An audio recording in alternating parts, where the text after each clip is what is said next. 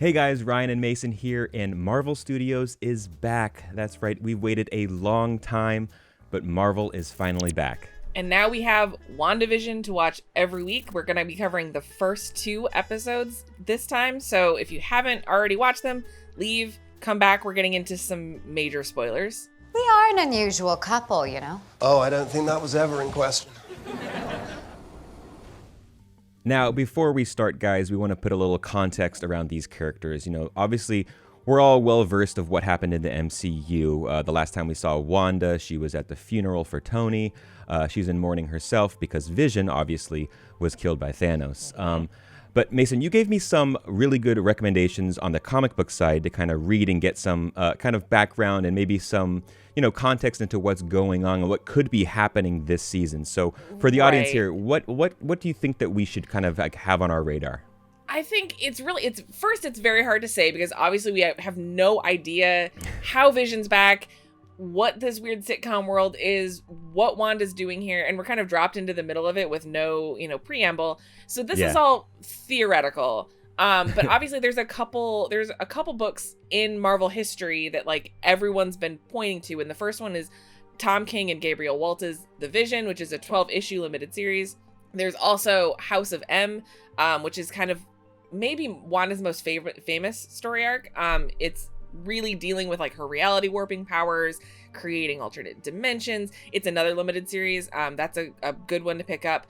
I have a pet theory, however, and we'll get into this closer to the end of the episode, that there's an event called Avengers Standoff, which may not on the surface look like something you want to read for this because Wanda and Vision aren't featured very heavily in it. But the context of it might help with this. And we'll see if I'm right about that, and we'll get further into that theory later on. But yeah, give that one a quick look if you're looking for something to kind of bolster your awareness for this show. So episode 1 kicks off immediately into the vintage 50s sitcom vibes. We're talking I Love Lucy, Bewitched, I Dream of Jeannie, The Dick Van Dyke Show, like anything that you've ever seen kind of, on like Nick at Night or what have you. You're immediately going to notice that that's the vibe here. Even from like the theme song, which has been stuck in my head all day, it's just completely exactly what you would see in an actual 1950s show, down to the set, down to the costumes, everything about it.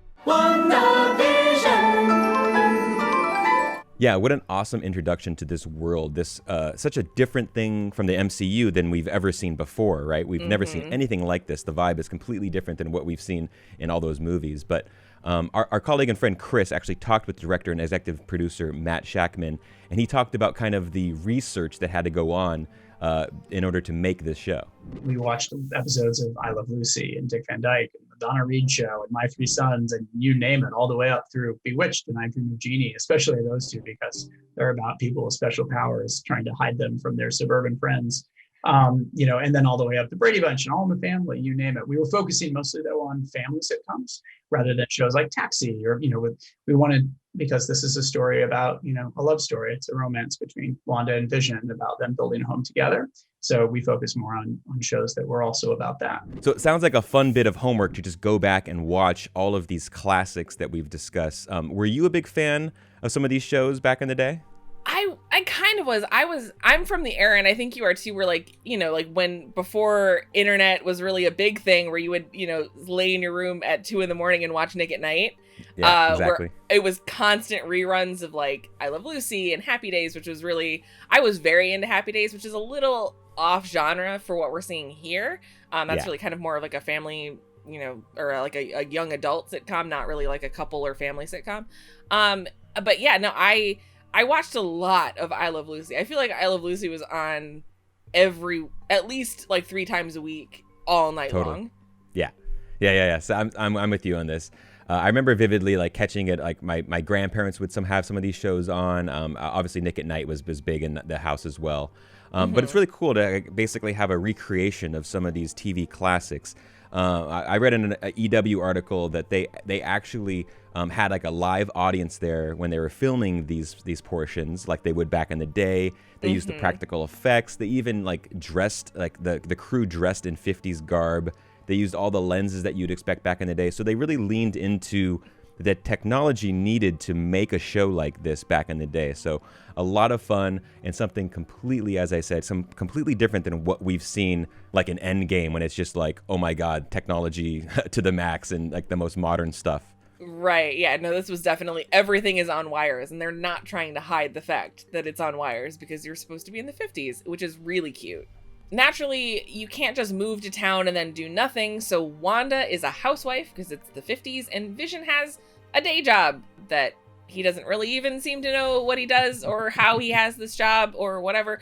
But the setup for the day, and this is another, classic sitcom trope, is we have a mysterious heart on the calendar and neither of them know what's going on, and that kind of makes for all sorts of wacky misunderstandings, very Lucy and Desi style, but they have this heart that they don't understand what's happening, and Vision gives I want to say that this is an important line to call out, and I don't know if this is true or not, but I'm banking on it being true. Vision says that he's incapable of forgetting. Oh, Wanda, I'm incapable of forgetfulness. I remember everything. That's not an exaggeration. In fact, I'm incapable of exaggeration. Well, then tell me what's so important about today's date. What was the question again? Oh, God. Which is set up like a punchline because, obviously he forgot what the heart is. So it's like, oh, rim shot. But that's true. Vision should actually literally be incapable of forgetting. And that's actually in, the Vision and in a few other Marvel stories, that's kind of a point of conflict, that he remembers so much that it becomes, it corrupts his hard drive to, for lack of a better term. So I really think if that's not a wink at something that's going on with Vision, or even a signal that this Vision might not be a legit version of Vision, that might be, something to pay attention to. Next, we get to meet some of the neighbors. Now, we don't know who these neighbors are, if they actually exist in the real world or only in this kind of sitcom reality. But we meet Agnes, played by Kathryn Hahn, and she's incredible in this performance. She's so funny, and she feels so at home in like 50s vibe. But again, like we've been saying, there's something a little off about her. There's been the prevailing theory is that Agnes is actually going to be the MCU version of a sort of lesser known character from Wanda's past and a few other, like the Fantastic Four's past, named Agatha Harkness, who was a literal witch, in kind of in the sense that Wanda isn't a literal witch in the comics kind of anymore, but she started out as one. So she's, a magic user that, trained Wanda a little bit. She has played a huge role in Wanda being able to have children with a robot the first time around. That's a whole other bag of, things that we shouldn't talk about yet. But then we also have the fact that we see her in a witch costume in one of the trailers, which seemed, a little pointed. There's also her name, Agnes, Agatha Harkness. It seems like someone kind of just, kind of came up with a very cheap, easy, pseudonym for someone. But none of that answers the question of, why is she here? Does she actually have any sort of power over this place? Is this magic that she's doing? Is she also trapped here? We don't know. And we don't really have a reason to doubt her yet, because she doesn't really do anything, evil, or even, she doesn't really do anything at all. She just kind of, is the nosy neighbor this time around. I'll go grab it and we can start planning. Oh, this is gonna be a gas. Yeah, if anything, she seems a bit helpful, on the helpful side, right? Yeah. Helping with the dinner, and later on, like, kind of giving her a lowdown of what's going on in the neighborhood and what to expect, and kind of, so like you're instantly drawn to her and think that she's helpful in this whole situation. I don't know, maybe she helped create, if it is indeed Agnes, maybe she helped create this reality for Wanda to deal with the grief that she's going through, post-Vision death. Yeah. It could be a lot of things, and I think, it's kind of important also to note that even in the comics, Agatha Harkness she's not necessarily like an evil character. She's really more kind of like chaotic neutral. You don't really want to trust her, and you don't really want her around all the time. But, she's not a villain. She's not like Thanos. She's not, a terrible person. So keep an eye on Agnes is what we'll say. Now, over in Vision's neck of the woods, we see him at work. He's doing computational services. He's a robot computer doing this stuff. Hysterical. And we also meet his boss, Mr. Hart. Now, you think there is it a reach here? Might be some sort of connection to the comics? It's a huge reach. Here's the thing. There's not a lot of like actual references to the comics, outside of like little Easter eggs and nods. But the characters themselves, from Agnes to anyone else in this world that isn't Wanda and Vision, it's really hard to pin down if they're, nodding directly to someone from the comics or not. And the only character that I could come up with that has the name Mr., like Mr. Hart or the last name H-A-R-T, which is, not Hart the traditional way, is Jack of Hearts, which, I mean, there's some science in his background, with like an alternate version of his dad. It's a huge reach. I don't think it's anything, but maybe, I don't know. I think I might just be grasping at straws for any sort of like way to orient myself. We also do see on the, we find out later on the calendar itself, we see the heart and we're like, oh, it's, anniversary. Their romance started. But then we see Mr. and Mrs. Hart there, obviously, and then we're like, okay, put those two and two together. But this whole like classic sitcom wackiness right here is like spot on for something that we'd see in a show back in the day. They're having a lot of fun here. Glad to know we're both on the same page. Until tonight, then, my darling. Until tonight. So now we get a break of the action and we get an actual commercial, a MCU-produced commercial inside of the TV show. We've seen Atlanta do this on FX before, where the whole episode is basically just filmed in that whole universe. So this is a Stark Industries toaster. Yep. Mason, I didn't know they got into toasters. I wouldn't be surprised, I guess. It's, a far cry from weapons, but you gotta keep the lights on. Yeah. Had to start somewhere, right? Yeah, you had to start somewhere. Right. It's very, obviously there's a lot of metaphor happening in this toaster commercial, from the fact that the tagline is "Forget your past, this is your future," which, even if this weren't an MCU show, that's a weird thing to say about a toaster. There's the fact that the light on it is blinking. The only color we see in the show, in this episode is red, which obviously, like Scarlet Witch, Vision is iconically red. There's a lot of red association, but we see the little blinking light. And then even when they press the lever down, you hear the like charge up sound of like a repulsor, which is a weird sound for a toaster to make just in general. The knee jerk is that it's comforting, right? Because Stark Industries is Tony Stark and Iron Man, and that's heroic. But we can't disregard the fact that almost every Iron Man movie and a huge amount of the Avengers movies have been about Stark technology falling into the wrong hands and being used for evil. So I don't necessarily want to say that this means that Stark Industries in the context of the show is a good thing, because it might not be. Yeah, and wouldn't Stark Industries, at least in Wanda's perspective and viewpoint, be an ominous sight, right? Didn't her whole family got murdered except for her brother by Stark Industry missiles? Yeah. And so, like, it's very ominous, like you said before. I mean, it almost felt like, to me, like a ticking time bomb, like something from the outside world that was kind of a countdown of sorts or something like that, or something to be like kind of really cautious about, and something to make you feel uneasy about what's going on here. Yeah, definitely. It definitely does not seem like it's going to be a welcoming thing. Also, we should probably talk about the fact that the last we ever saw Wanda and Tony interacting was Civil War, and they were very much on opposite sides. Which, I don't think Tony and anything associated with Tony is necessarily a good thing for this show. Great point. Now, this is probably a complete stretch, but you told me to read the Vision comic, and early on, this has stuck with me because I literally just read this the other night. But there's this toaster joke that Vision literally makes to Wanda while they're in bed. Yeah. They get a good laugh about it, and then later on, like Wanda literally calls Vision a toaster. So it might be a fun little Easter egg, a little callback to like the toaster reference in a comic run, but like could be completely just made up right there. Yeah. Here we are. Oh, how very atmospheric. What's going on here, Vision? You blow a fuse? Naturally, things have to come to a head when Wanda's got her idea of their anniversary and Vision has to head home from work thinking that he's preparing for his boss. And we get this disastrous dinner party, which is straight out of the 50s. Like, I could see 100% that this is like a Bewitched bit where Wanda is dressed in her, in our, it's like a cocktail dress to us, but in the 1950s, it's like lingerie.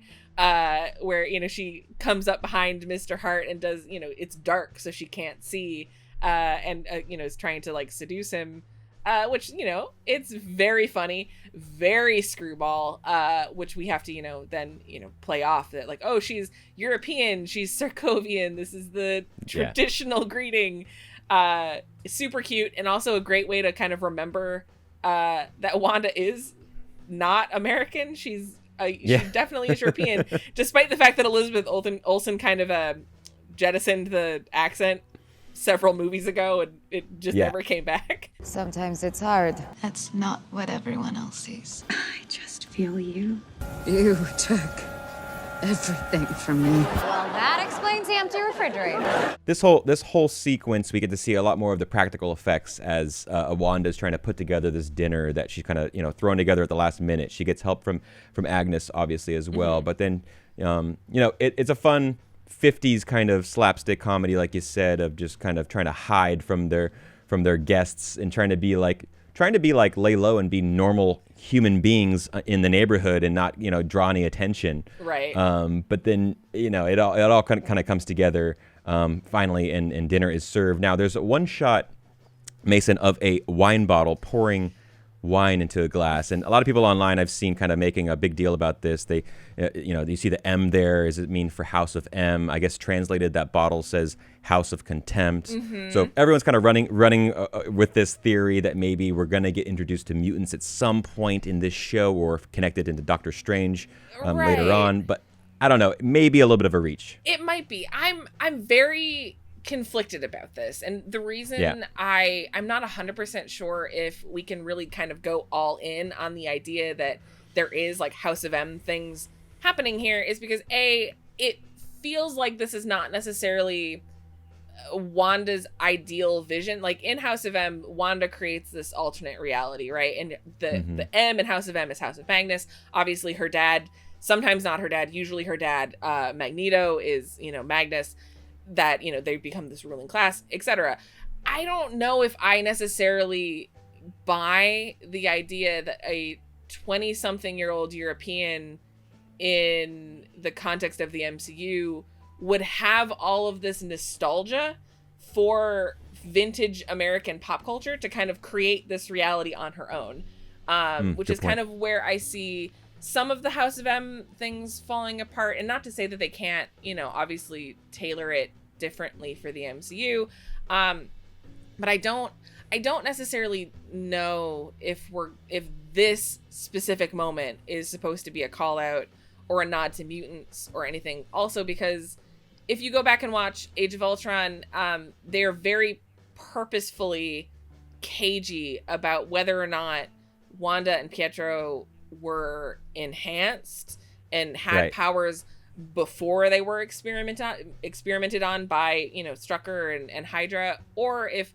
Hydra and Strucker and the Infinity Stone and Loki's staff gave them their powers. So it's hard to say. I don't want to get anyone's hopes up for mutants and for House of M references just yet, because I don't know if that's happening. Yeah, so this seems like a normal dinner party, as normal as it can get for this episode. While they're sitting there, Mr. Hart, Vision's trying to impress Mr. Hart, obviously, but Mr. Hart's asking some background. Some like, where are you guys from? How long you guys known each other, etc. For someone like some background, and neither of them can remember it. Moved from where? Married when? No, patients are, they're setting up their story. Let them tell it. It kind of stood out to me like almost like an interrogation, like trying to get some more context and foundation into what's going on. Maybe perhaps Wanda forgot about the past, or has erased something, or has some amnesia. I get vibes of like Eternal Sunshine of the Spotless Mind at some of these parts too, of like trying to remember what's going on. Like someone's kind of helping her from the outside to kind of remember who she is, her identity, that she's kind of lost at some point. So I don't know if that kind of stuck with you as well. Yeah, I think the dinner party gets very, David Lynchian at a certain point where it gets, like the kind of artifice of the like happy dinner party crumbles very abruptly. And we see Mrs. Hart and Mr. Hart kind of like, I would almost say that they like glitch out. Like Mr. Hart's choking and dying, but Mrs. Hart can't really acknowledge it and is like just laughing, and they're trying to like have these conversations, but it takes Wanda like basically has to break the fourth wall and like look directly at the viewer and be like, okay, Vision, help him, like completely without the like I Love Lucy like accent and the delivery. It seems to me like it's either, like you said, it's either a Eternal Sunshine situation where these, kind of fake scenarios are designed to help Wanda, come out of whatever coma or, like psychosis she's in, or it's like a play that's being set up by someone outside of it trying to trick Wanda into giving them information. And it's not necessarily working. So like it's like a kind of a glitchy computer simulation maybe, or like some sort of like glitch in the Matrix. I don't know. But it definitely crumbles in a very eerie and uncomfortable way.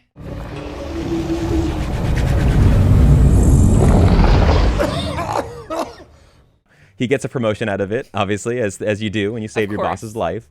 And they kind of, I guess the whole experience kind of recalibrates them and realizes that maybe today is their anniversary and that they have some sort of bond together and that there is a past, but they don't quite know it yet. And that they even have to like make their own wedding rings. It reminded me, when we have dreams, we wake up and like some of the details are there, but not all the details are there. And there's some things that are missing, some weird tweaks here and there. So could just be one large dream sequence for all we know. Yep, absolutely. Of course, our episode closes out with even more weirdness. We get basically a zoom out of the TV show. We learn that the TV show is being broadcast on an actual TV inside what kind of, to me, looked like a surveillance van or like a lab, maybe. And someone in full color, obviously in the real world, we have all this modern technology and everything. Like, this is a clear break of, the artifice of the show. They have a sword notebook, and that icon is very clearly the sword logo, which has been something that is vaguely been seeded in the MCU already. It was kind of introduced in the stinger for Far From Home, if you remember, all the way back to a year ago. We didn't actually get direct acknowledgement or confirmation that Fury and the Skrulls had established this sort of shield replacement. Sword is basically like Shield but bigger, Shield but like on a galactic spectrum, where like they look at sentient worlds rather than just like Homeland Security.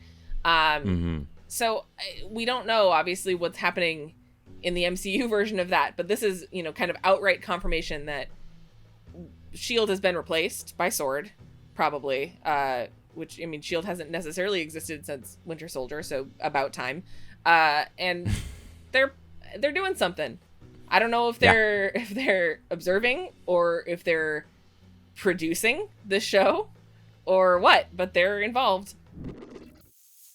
All right, now on to episode 2, and off the bat, it already changes up on us. We get an animated intro that we've seen from the likes of Bewitched and I Dream of Jeannie, and it's spot on. It's like the cutest thing ever. It's just flat out funny. It's adorable, and it's also littered with like tiny little Easter eggs that could just be Easter eggs and mean absolutely nothing, but also might be something to kind of look at. So there's a scene in the supermarket, and you can see a sign behind Wanda advertising Bova milk, which, if you're a fan of Scarlet Witch in the comics, Bova was a humanoid cow who helped raise Pietro and Wanda as babies, and she's kind of a cult. Sure. Yeah, why not? She's kind of like a cult classic, like favorite, like very niche Marvel character, because who doesn't love a bipedal humanoid cow named Bova? Exactly. There's also like kind of like a creepy little, like, between the floors when Vision's phasing through them, you can see like a Galactus helmet, and there's like bones in the, you know, like in the floorboards, which, you know, no one ever wants bones in their house. So that could be something, you know, it's just a little ominous. It probably is nothing, but it also might be something. So pay attention to it. Yeah, it's also interesting that it seems as if subsequent episodes might move forward in time, in decades in time. You know, we're no longer in the 50s, perhaps we're in the 60s, and maybe moving forward we're going to the 70s, 80s, who knows. Yeah. But the kind of, the reality is that we're on these television sitcoms and that we're kind of moving through time. Right, yeah, and I think we get the complete acknowledgement that we're moving through time here in that cold open where we have Wanda and Vision in two separate twin beds, which, if you're unfamiliar with TV history, censorship was a huge deal in like the 50s and early 60s, where you could not show a married couple like sharing a blanket. You couldn't show them, you know, in the same bed. That was a huge deal for I Love Lucy. Lucy and Desi were never in the same bed throughout the entire run of the show. But that scene ends with Wanda literally merging the beds. And then we even get like a very like PG-13 implied sex scene there, which would have never flown in the 50s, but maybe you could get away with it in the 60s. Wanda, darling. Yes, dear. Get the light. Now, early on in the episode, we also see Vision rehearsing a magic show, a talent show of sorts. Funny thing is, this entire, show is a magic show to us, the audience, right? Their name's Glamour and Illusion. It's like one big illusion. This whole thing is just one big illusion. You see, even on the cabinet, I noticed it looked like the Mind Stone was on the front of that cabinet, which obviously has a huge connection to both of these characters. So small little Easter eggs throughout, but you have a setup that we've seen in, I believed in Bewitched, they did a talent show. They probably in numerous of these shows, but they did like a talent show in that as well. So a fun setup for kind of what will be going on in this episode. Our cute little magic show, kind of rehearsal is interrupted after Vision leaves to work by a crash, which, kind of draws Wanda out of the house, which this is where things start getting real weird, because we already had in the kind of cold open with the separate beds, this idea that like something is pounding on the wall and they, discover it's a tree branch or what have you, which I don't know if I necessarily buy that, considering how violent it sounded, certainly in the moment, but whatever. I'll give them that it was a tree branch, but now we have a toy helicopter, all in color. We're seeing gold. So we saw red in the previous episode. Now we're seeing gold, Iron Man colors. In the rose bushes out in the front of the lawn, there's this toy helicopter crashed, and it's got the sword logo all over it. And then interestingly, Agnes kind of walks up right at the exact moment where this is all happening, does not seem to notice or acknowledge the fact that Wanda is holding this toy helicopter that's all in color, and very like surreptitiously kind of guides Wanda's attention away from it. Yeah. And it is never really brought up again, which again, I don't know if I'm being unfair to Agnes and being so suspicious of her, but this moment really stood out to me as like, it seems like Agnes would have noticed that and is very deliberately trying to be like, don't look at that, look at me, I have a rabbit, he's really cute. Which, not necessarily the slyest move. Yeah, I don't know about you, but it gave me a little bit of like Truman Show. I think we talked about this offline. It gave me kind of Truman Show vibes in the sense of like people watching in and trying to kind of hide the what's really going on beneath everything, and kind of like just like that surveillance, that Big Brother kind of watching. Obviously, we know people are watching, or some service is watching all of them, but like just that kind of eerie feeling of having literally someone watching you and you kind of like having that sense of it, Right. This is actually the moment where I started kind of getting it in my head that Avengers Standoff might come into play a little bit, because it does have that sort of nefarious Truman Show, like where the idea of Standoff and the idea of the Truman Show is the fact that, like you're a person in a world that's completely artificial, surrounded by actors who are in on the gag. And you're the one that are like that's not in on it, right? Which is kind of what Standoff does, where it creates this alternate reality, like very like Pleasantville, quaint little town, and it's filled with people who are not in on the gag, people who have had their realities or their memories erased and their identities swapped. And then it's also populated by SHIELD agents that are maintaining this illusion as actors, which it kind of seems like maybe Agnes is an actor here. And she's doing her best to keep Wanda on book, even though Wanda has never seen the script. Just mind your P's and Q's and you're gonna do just fine. Or maybe I could just be myself, more or less. All right, so Wanda goes off with the party planning committee. That's right, party planning committee. We meet Dottie, we meet Geraldine, we meet all these characters. Kind of, she's having her own kind of part of the day, while Vision, separate from her, goes and hangs out with his neighborhood watch crew. So we get two different things going on over here. Now, for Wanda, Dottie and Geraldine. Obviously, Geraldine is Monica Rambeau, right? Right, yeah. It's very interesting. She gives this sort of there's even a very deliberate pointed pause when she goes to introduce herself to Wanda, where she kind of seems like she's coming up with the name off the top of her head, like, I'm Geraldine. Which, I mean, it's obviously like we know that it's Teyana Paris, who was announced back in 2019 that she was going to be playing adult Monica Rambeau, which, if you remember from 90s Captain Marvel, she was a child back in the 90s. She was Lieutenant Trouble. She was, Captain Marvel's little pal. And now she's an adult. And we had some leaks from one of the mobile games that confirmed that Monica Rambeau is an agent of S.W.O.R.D. Interesting. No real indication of that yet, aside from the pointed pause. But so, I mean, that even further goes to kind of say that there are people in this world who are maybe in on the gag in a way that Wanda is not, and trying to kind of maintain it, or maybe pull her out or befriend. There are no motivations here yet, but Geraldine is an interesting little wrench in the works for sure. Yeah, totally. And while we're here, let's talk about Dottie. We get a line from Agnes earlier about kind of Dottie has her hands in everything. She knows everything that's going on. She's kind of like the person in charge of the neighborhood, kind of takes control. Who do we think?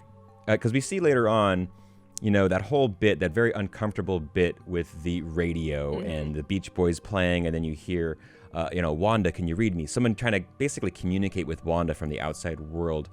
What do we feel about Dottie and like who this might represent, or what it might represent? Really interesting, because I mean, there's a character back in Agent Carter also named Dottie, which is functionally the only major Dottie that you could pull out of Marvel history or like MCU history.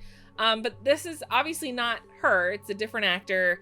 Dottie is just a very vintage name, right? It sounds like it's a name from the 60s, the same way Geraldine does. But Dottie does not seem to be in on it the way that Monica Geraldine does. Like, there was no, sort of like presenting herself or like coming up with this identity. It seems like Dottie is very entrenched in this, like, home ec mom, like PTA middle, like, Midwestern housewife, like, identity that she has.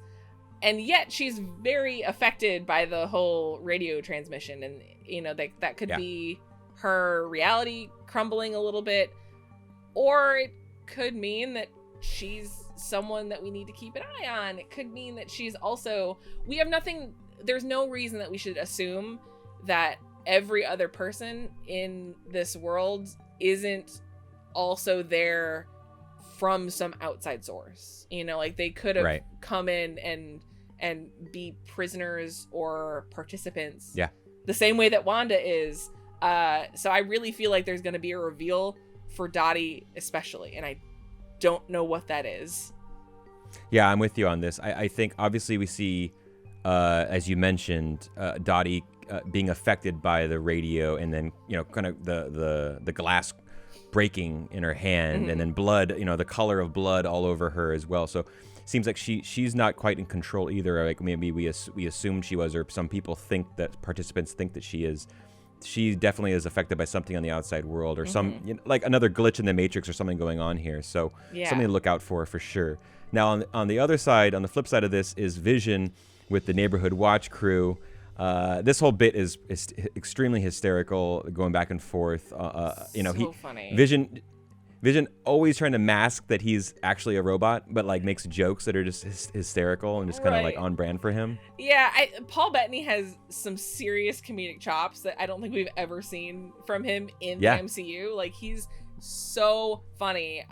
They get a really hilarious mastication joke, which is like a very PG-13 joke for an MCU thing, but whatever. Yeah. But he literally swallows gum that then gums up the works. Like, we get the animated like, oh, he's a robot, so he actually just has gears, like clockwork gears in his stomach, because that's the very 1960s way to imagine a robot. And then we basically get drunk Vision for the rest of the episode. So funny, absolutely hilarious. A complete shift from the really ominous, scary Beach Boys moment that we just had with Wanda, and now we have Vision over here being the Three Stooges all to himself. Is that him? Oh, it looks like he's got a little hitch in his giddy up.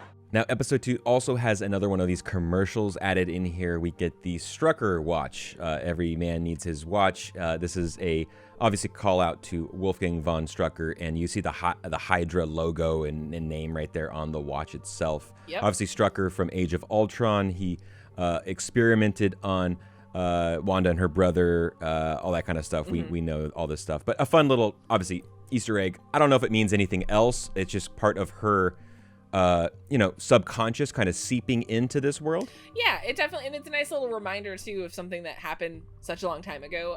I don't know about anyone else, but I had kind of forgotten that Strucker was part of their MCU origin story. He's also in that movie for about 3 minutes and then dies off screen. Ultron kills him in a jail cell, and they like report on it and then just breeze past it. So it was kind of nice to be like, oh yeah, remember him?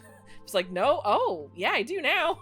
So he was a critical part, and also Hydra is still presumably out there, and presumably very aware of Wanda. They obviously played a part in her origin, so yeah, we should probably not discount Hydra involvement in this entire thing, because you cut off one head, etc. They don't just get crushed easily. So we can assume that they're still around. Then we move forward and we get the talent show, the Bewitched style magic talent show between glamour and illusion. Well, drunk illusion. Vision is all over the place. This whole bit's hysterical. It's like the one place where Vision could get away with all of his tricks and Wanda, all their magic.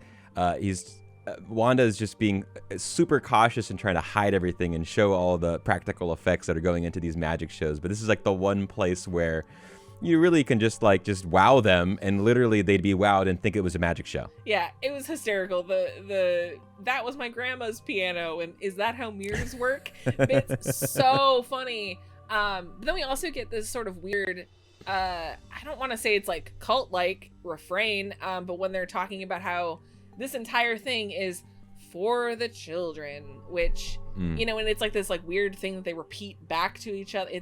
It's weird, and it's something that stands out, which by the end of this episode, we get some very literal, the introduction of Wanda's pregnancy and whatnot, which is interesting. So that could mean that whoever is in charge of this world is trying to get Wanda to have kids. That certainly could be a part. There's also kind of a famous Wanda adjacent comic storyline called the Children's Crusade, where Wanda's kids, or specifically Billy, one of Wanda's kids, has to go on like a quest to find her after she's, kind of made herself a recluse, when his own reality warping powers are on the fritz.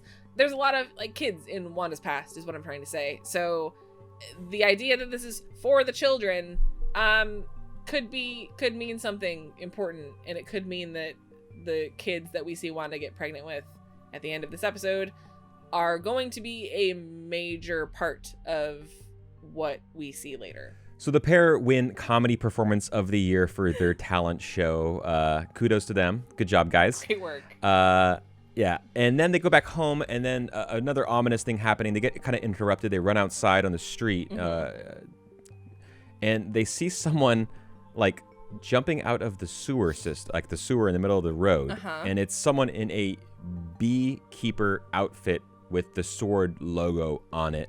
And at this point, Mason, I'm like, what the hell's going on?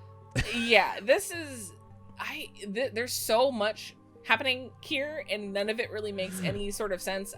When you typically, if you talk to like a Marvel zombie about a beekeeper, the immediate association is going to be AIM, Advanced Idea Mechanics, like the villain organization that's like the low rate sciencey version of Hydra. I'm sure you've seen them. The henchmen for AIM all wear like hazmat suits that kind of evoke the image of a beekeeper, which has got them that nickname. I don't know what that would have to do with sword. I also it's very literal here. He's not just dressed as a beekeeper, he's surrounded by bees. Like they're buzzing all around him out of the sewer, which is there's hive imagery here. There's the idea that Wanda can just say like, nope, I don't like this, and then reality like rewinds. Yeah, that was interesting. As soon as it got to a certain point that Wanda wasn't comfortable with, she controlled the reality and brought it back to that point where she's talking about her pregnancy with Vision, and she says, is this really happening? Sadly, I think we know that it's not really happening in real life, but in the show it's happening. So it's kind of a little bittersweet moment here, but it changes the context, and now we think that kind of Wanda has some sort of control of what's going on, that she's not completely at someone else's kind of willpower. Right. But then we immediately get another kind of intrusion from reality where we hear a voiceover asking, who's doing this to you, Wanda? Yeah, exactly. Which that threw me for another loop, because that would imply that Wanda's being kept prisoner by someone or being used by someone. So she is being used by someone or being kept by someone, yet she still has all this power in the illusion that she may or may not be creating. I don't know. Who's doing this to you, Wanda?